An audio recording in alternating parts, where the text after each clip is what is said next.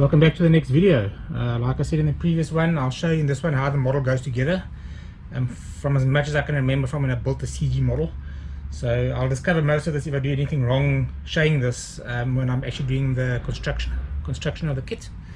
So what I'll do is, again, I'll start from one end, work my way through. So what I'm going to do is start from the back. So here we got the engines. So you got your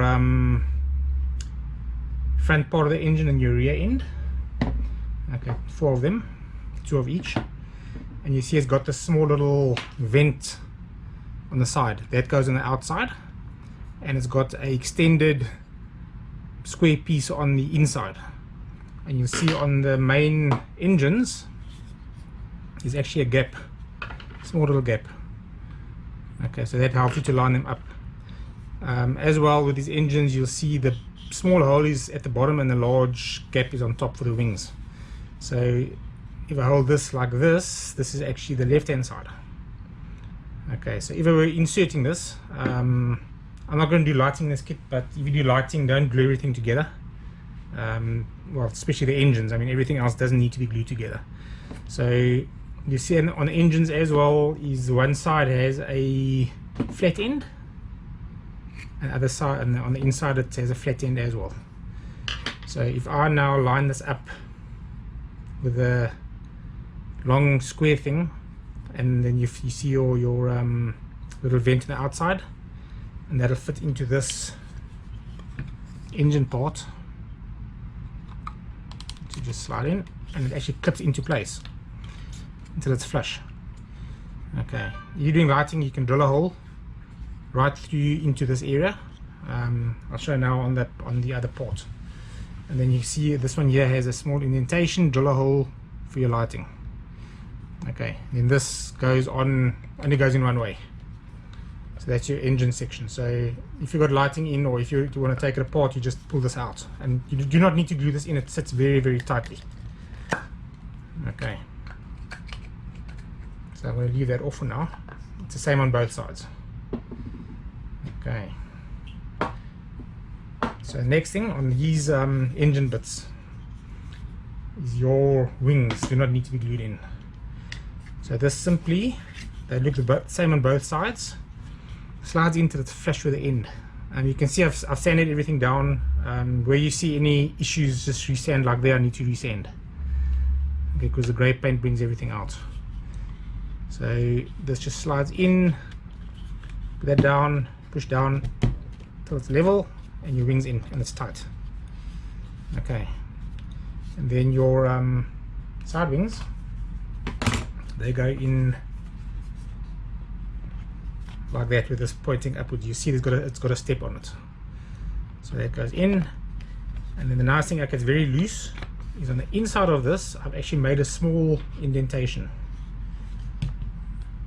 Okay, that's for a retaining screw. So what you'll do is drill through, tap it, and then all you do is when you insert this, you just screw it in to hold the wing on. Okay, you can drill right through the wing, but it's not necessary. So there'll be small screws provided for this. So that's basically your wing section. That will be one piece. Okay, it sits like this. Okay, so you'll take this off, and this is tight. As you can see, it's very tight. Okay, out it comes. Okay, so the middle section of your engines, I'm working on the left hand one at the moment only. I'll first show how to put these engines together. Okay, your next section will be your is this part, and you'll see that I'm talking rubbish, I need the connectors. Okay, next will be this part. Okay, and you see that it has an indentation as well for a screw, and this goes on top on each one. So this will be the left hand one, and this here will be the right hand one. Okay, and you'll see that it fits tightly into this engine, flush. Okay, you can glue this on or not, it's your choice. And this part comes on as well. It's got a flat end and a flat end, and the way you know which is left and right is it's got the gaps on the inside. So this one will be on the left hand side. It goes in. Okay, so there's your left engine almost complete. Okay, and then your nose sections, you'll see on the left hand one, you've got a flat end and a non-flat end. Now for some reason when I finished making the mold, I realized I did not do it on the right hand one, but now that's a good indication of which one's where. So right hand one, no flat end, left hand one does. And another way to know is the little gap is on the inside. So if I put this on with the flat ends together, you see that hole is on the inside. Okay, so this is very tight. Okay, so there's your Viper left hand side, or you can put it together and put it on your shelf and it's a weapon, because this will kill somebody. Very, very sharp and strong. Okay, so don't let the kids play with it, they might get a spear in the eye. Not that these models are made to play with, they just for collectors. Okay, so I'm just going to take the nose off, then I'll get onto the rest. What I'll do is on this one I'll just put the connectors on. You see when this goes in, like I said, that's on top. Okay, and this piece, this one has got a flat end, luckily. Didn't forget. Okay, so I know these are right because the gaps are on top. Okay, so your main rear section has the chassis in it, and you'll see this is the rear end. Okay, and this wide section is the rear end, and this here is for your hole for your stand.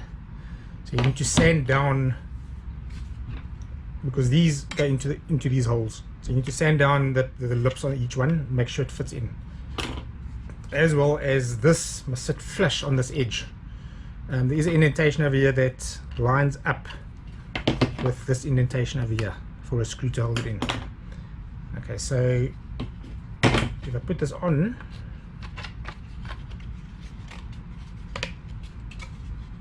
it actually clips in, and those two holes will line up, and this back end must be flush.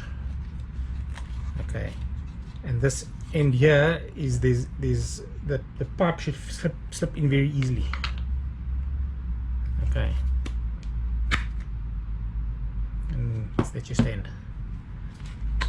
Okay, so on this one, as it is, you'll see this will slide in and sits flush against there. And this one here slides in as well. It's flush. Now the one thing with this Starfighter is these aren't parallel. It actually runs at an angle, nose slightly in, and that is actually, it's made correctly to do that. Okay, so there's your main body. Okay, so with these, the next section will be your lower. Okay, so that's your bottom, and you'll see if you flip this over,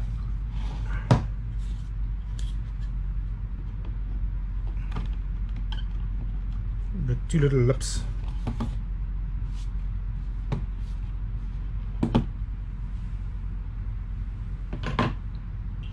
I actually got this wrong way around. Whoopsie. I looked at it and think, what the hell, this will never freaking work. That's the rear end. Okay, this way around. Yeah, ignore the last 10 freaking minutes. Okay, so I'm looking at it and thinking, what the hell? Yeah, this won't work. Okay, there we go. Okay, now you see it actually runs correctly. Okay, so I'll flip it over.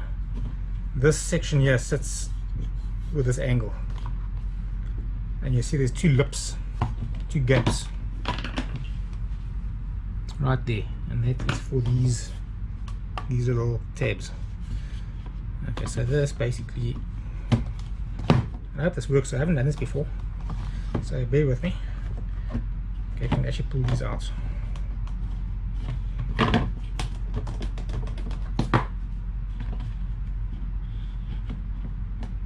and you see it's round as well on the edges, so it slides in pretty easily.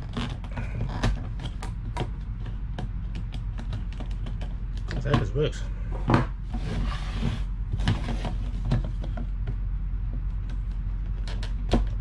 Okay, this one in, this one.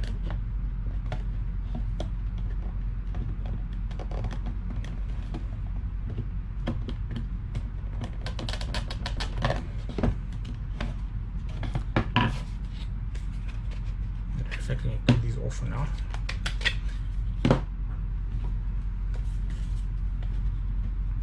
Maybe test fit first before make video, right? Okay, so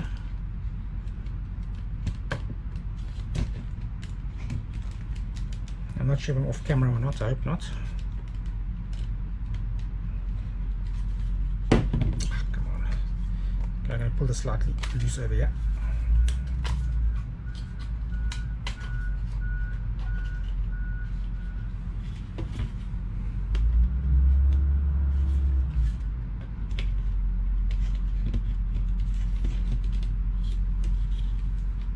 And now it's flush. Okay, now I push this in.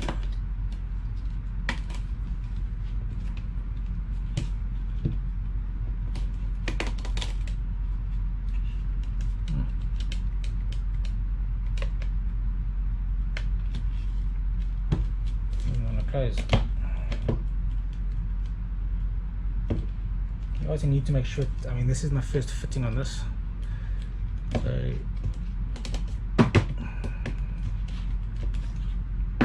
like I'm gonna have to play that. I'm not gonna waste time on the camera, but anyway, this slides in there with the pontoons on, and then the top, I'll do this part off for now. So your top off.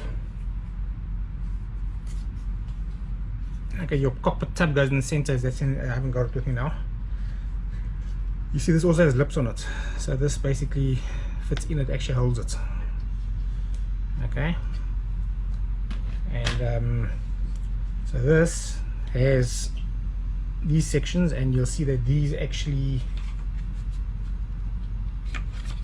go on the inside of this one, and that's where these screws go into. It goes into this rear section and screws it in. Okay, and this, not this one, this one, this. Okay, so if I just put this here for now, I actually need to get it in before I can continue. Okay, so I'll be back in a second. I'll pause the video and then I'll splice the two together. Okay, so once I've got this in, then I'll be back, but you need to sand these tabs down to fit inside the holes. Okay. Okay, back for the continuation.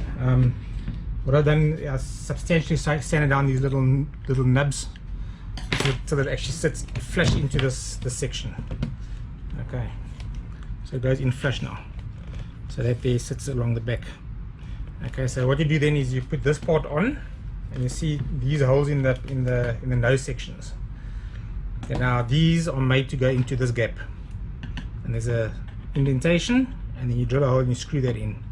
So what you do is you put this in, and then you turn it so it actually goes in, and then the front one slips in as well. So then you put them both on loosely at an angle like I'm doing at the moment. Okay, so test fit them first to make sure they actually go in. Okay, then it all comes together. So there's your main body. Okay, then you screw these in, and it'll actually hold the holds the side engines in. Okay, you might need to do some more sanding just to bring this closer. You want there to be no gap. Okay, so from there,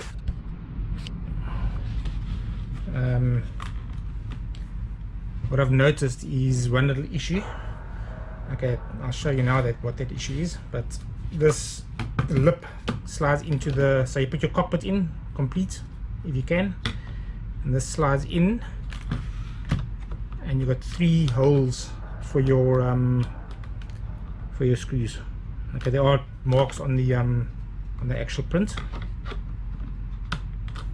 Okay, Then I've designed this. Okay, it doesn't always work on the computer the way you plan.